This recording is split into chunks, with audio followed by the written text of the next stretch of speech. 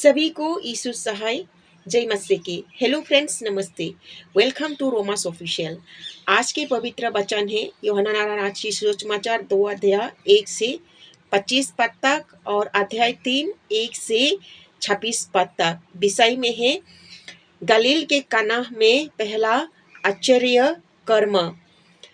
फिर तीसरे दिन गलील के काना में किसी का विवाह था और यीशु का माता भी वही थी और यीशु और उनके चेलों भी उसे विवाह में निमंत्रण थे। जब दाखरस घट गया तो यीशु की माता ने उनसे कहा, इनके पास दाखरस नहीं रहा। यीशु ने उससे कहा, हे महिला, मुझे तुझसे क्या काम है? अभी मेरे समय नहीं आया। उसकी माता ने सेवक से कहा, जो कुछ यो तुमसे कहे वही करना। वहाँ यहूदियों के शब्द करने के रीति और अनुसार पत्थर के 6 मटके घड़े थे, जिसमें 2-2 3-3 मोन समाता था। यीशु ने उससे कहा, मटकों में पानी भर दो। उन्होंने उन्हें मुंह भर दिया। तब उसने उससे कहा, आप निकलकर भोज के प्रधान के पास ले जाओ। और वे ले गए।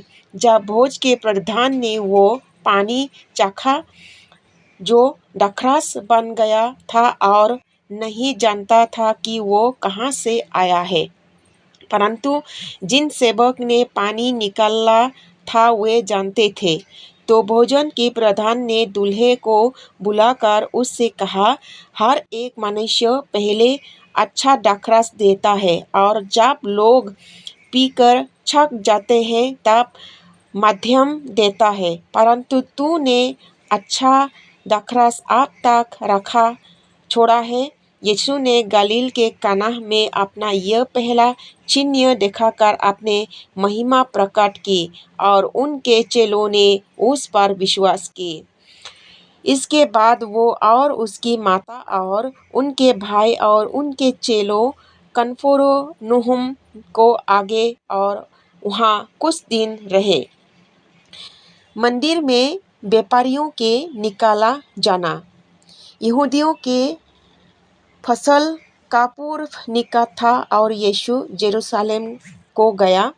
उसने मंदिर में बैल, भेड़ और कबूतर के बेचने वाले और सफरों के बैठे हुए पाया।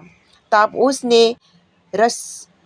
उसने रस्सियों का कोड़ा बनाकर सब भेड़ और बैलों को मंदिर से निकाला दिया और सफरों के पेश बिखेर दिया और पेड़ों को उलट दिया और कबूतर बेचने वाले से कहा, इन्हें यहाँ से ले जाओ। मेरे पिता के घर को व्यापारियों के घर मत बनाओ। तब उन्होंने चले कि स्मरण किया कि लिखा है, तेरे घर की धूल मुझे खा जाएगी। इन पर यहूदियों ने उससे कहा, तू जो यह कहता है तो हमें कौन सा चिन्ह दिखाते हैं? यीशु ने उनको उत्तर दिया, इस मंदिर को ढा दो और मैं इससे 3 दिन में खड़ा कर दूंगा। यहूदियों ने कहा, इस मंदिर के बनाने में 46 वर्ष लगे हैं और क्या तू उसे 3 दिन में खड़ा कर देगा? परंतु उसने अपने देह के मंदिर के विषय में कहा था। अंत जब वो मधुमेह से जी उठा और उसके चेलों के स्मरण किया कि उसने यह कहा था और उन्होंने पवित्र शास्त्र के उसने कहा किया था और उन्होंने पवित्र शास्त्र और उस वचन को जो यीशु ने कहा था प्रीत किए। यीशु मनुष्य के मन को जानता है। जब वो यरूशलेम में फसल के समय पूर्व में था तो बहुतों ने उन चिन्हों को जो अब दिखाता था देखकर उसके मन पर विश्वास किया।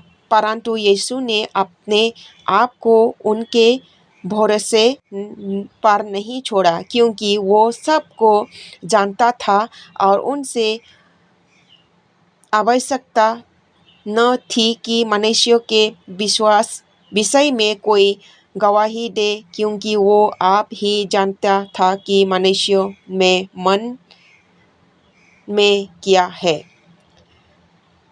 यूहन्ना 3 अध्याय 1 से 26 पद तक। यीशु का निकोदेमस। फरीसियों में निकोदेमस नाम का एक मनुष्य था जो यहूदियों का सरदार था। उसने रात को यीशु के पास आकर उससे कहा, हे रब्बी, हम जानते हैं कि तू परमेश्वर की ओर से गुरु हो, और यह है क्योंकि कोई इन चिन्हों को जो तू दिखाता है, यदि परमेश्वर उनके साथ न हो तो नहीं दिखा सकता।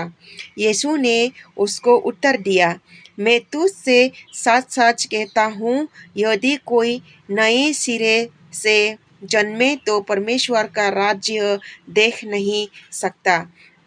निकोदेम ने उससे कहा, मनुष्य जब बूढ़ा हो गया तो कैसे जन्म ले सकता है?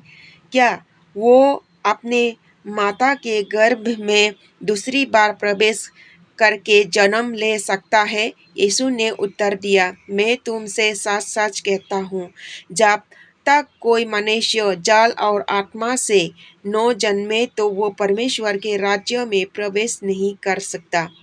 क्योंकि जो शरीर से जन्मा है वो शरीर है, और जो आत्मा से जन्मा है वो आत्मा है।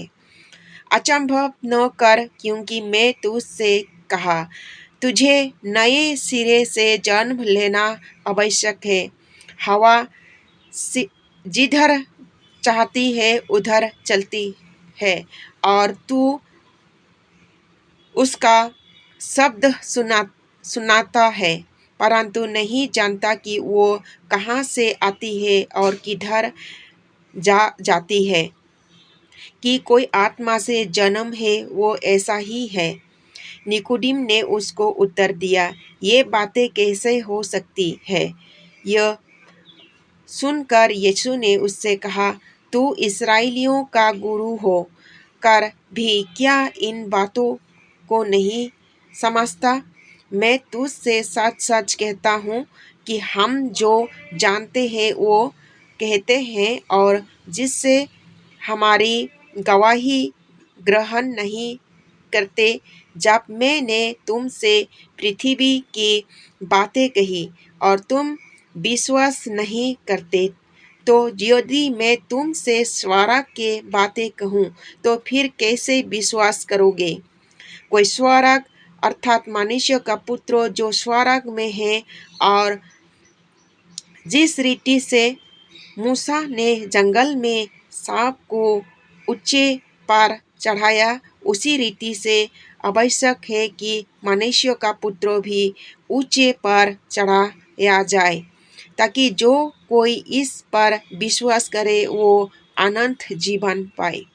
क्योंकि परमेश्वर ने जगत में ऐसा प्रेम रखा कि उसने अपना एकलौता पुत्र दे दिया, ताकि जो कोई उस पर विश्वास करे वो अनंत नष्ट ना हो, परंतु अनंत जीवन पाए। परमेश्वर ने अपने पुत्र को जगत में इसीलिए नहीं भेजा कि जगत पर दंड की आज्ञा दे, परंतु इसीलिए कि जगत उसके द्वारा उद्धार पाए। जो उस पर विश्वास करता है उस पर दंड की आज्ञा नहीं होती, परंतु जो उस पर विश्वास नहीं करता वो दोषी ठहरा चुका, इसलिए कि उसने परमेश्वर के एकलौते पुत्र के नाम पर विश्वास नहीं किया। और दंड के आज्ञा का कारण यह है कि ज्योति जगत के आई है, और मनुष्य ने अंधेरा को ज्योति से अधिक प्रेम जाना, क्योंकि उसके काम बुरे थे। क्योंकि जो कोई बुराई करता है वो ज्योति से बैर रखता है और ज्योति के निकट नहीं आता। ऐसा न हो कि उनके कामों पर दुष्ट लगाया जाए, परंतु जो सत्य पर चलता है वो ज्योति के निकट आता है, ताकि उसके काम प्रगट हो कि वो परमेश्वर की ओर से किए गए हैं। यीशु की विषय यूहन्ना की गवाही।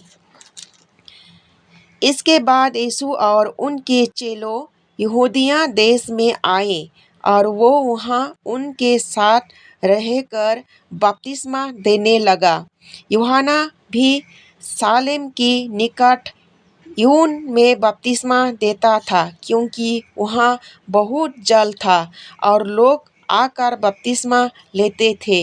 यूहन्ना उन समय तक जेल खाने में नहीं डाला गया था।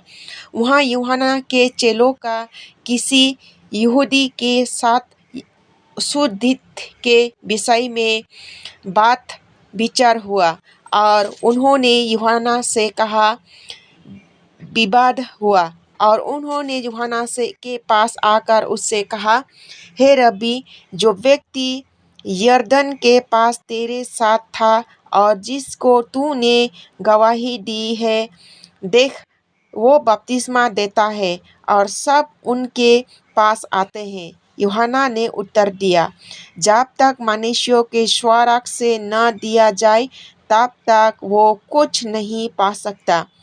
तुम तो आप ही मेरे गवाही की मैंने कहा, मैं मसीह नहीं परंतु उसके आगे भेजा गया हूँ, जिसकी दुल्हन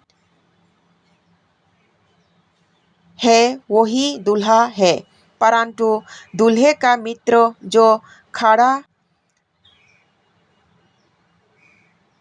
हुआ उसके सुनता है। दूल्हा के शब्द से बहुत वर्षित होता है। अब मेरा यह वर्ष पूरा हुआ है, आवश्यक है कि यो बढ़े और मैं घटूं। जो ऊपर से आता है वे सर्वशक्तिमान है और पृथ्वी से आता है वो पृथ्वी का है और पृथ्वी की ही बातें करता है। जो स्वर्ग से आता है वो